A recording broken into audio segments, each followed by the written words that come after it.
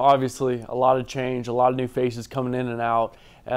Probably just the way Coach approaches the game, the way he approaches coaching, the way he approaches us as players. I would say that that's probably been a big change. You know, the way he conducts himself, and probably just the aspects of him looking at the game. It is pretty exciting. You know, he's pretty prestigious. You know, from his jobs, his past experiences, he knows a lot about the game of football. You know, he's seen a lot about the game of football. And us as players, he's seen something in us.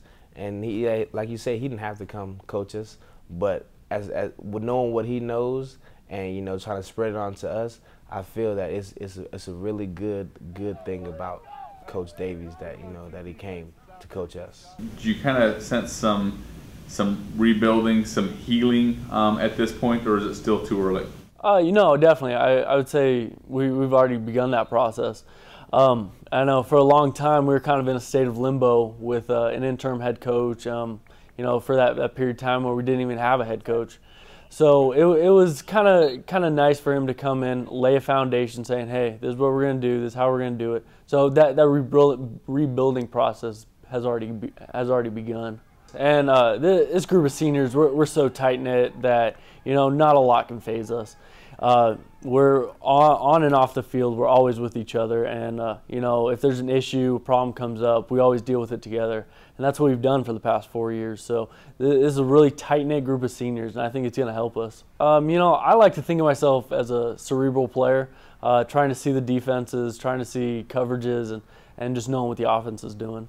Lamar Thomas, you know, we talk about potential, and Coach was very quick to say that's potential. We need him to do what we know he can do. If he's on his game, if he reaches his potential, how good can that guy be? He's a stud. You know, I see him as a stud right now. I don't think there's anybody in our conference that can cover him. I think he's an absolute stud. So I'm thankful he's on our side, and I can just throw it up and he goes and gets it. What sort of challenges do you guys face on defense to get back to that where someone says, man, New Mexico's they're a tough defense? Yeah, you know, just like you said, when I think about the Lobos, I do think about tough football, you know, hard hitting on defense and hard running on offense.